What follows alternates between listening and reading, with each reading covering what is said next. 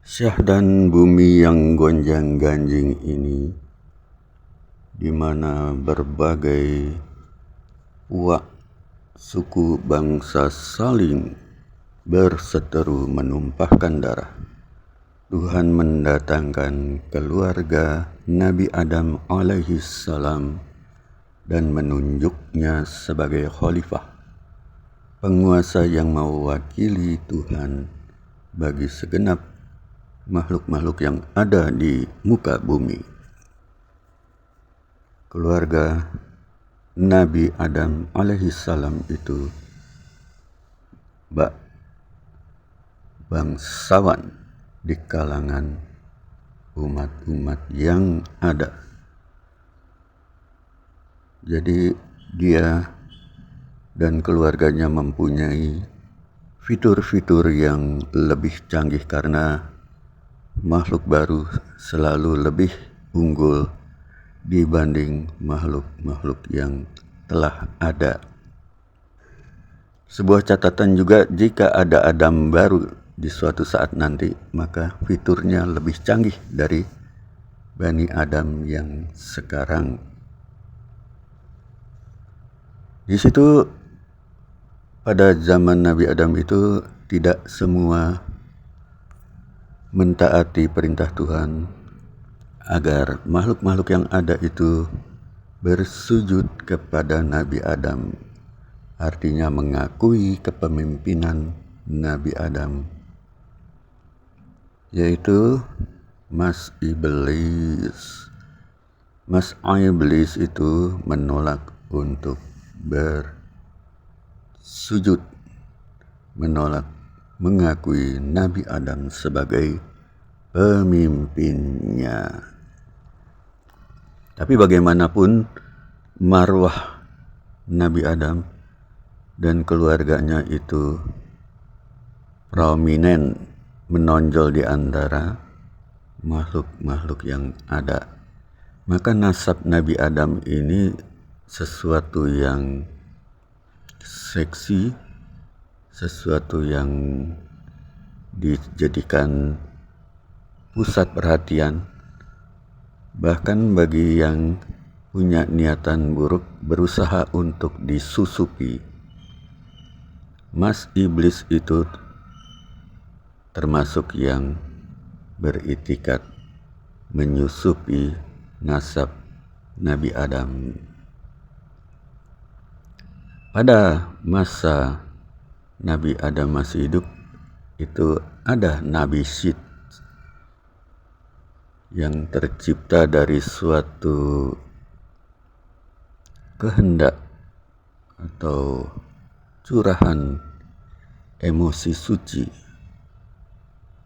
sehingga dia menjadi bayi, dan setelah itu ditiupkan ruh Allah kepadanya. Nah, dia mempunyai istri, seorang bidadari. Nah, pada saat itulah Mas Iblis punya siasat yang mencengangkan, yaitu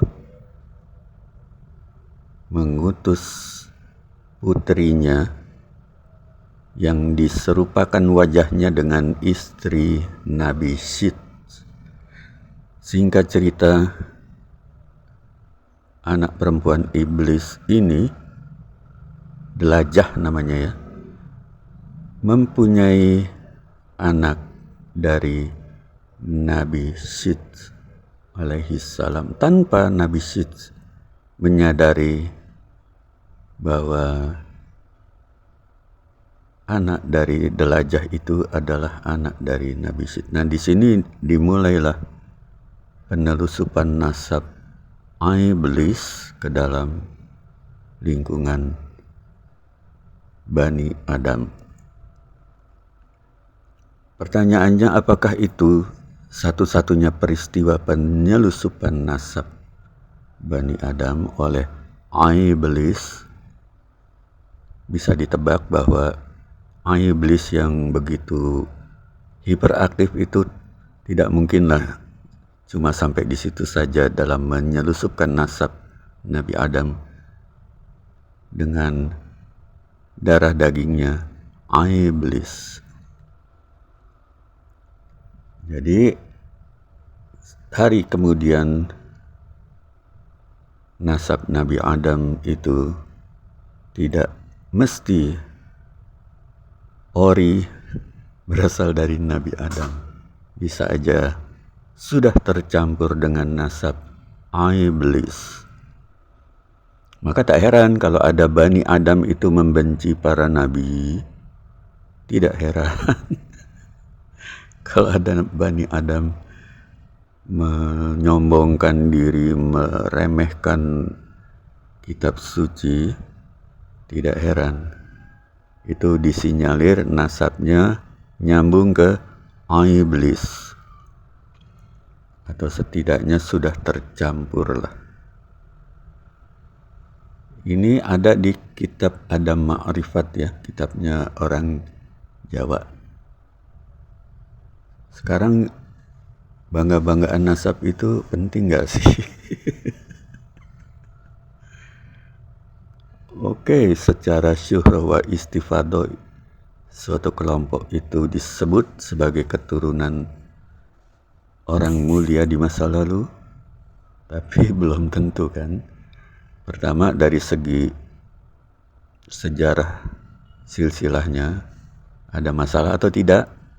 Kalaupun tidak ada masalah, yaitu nyambung kepada Rasulullah, itu apa mungkin itu si A punya anak namanya si B itu benar-benar ori atau bayi ketukar?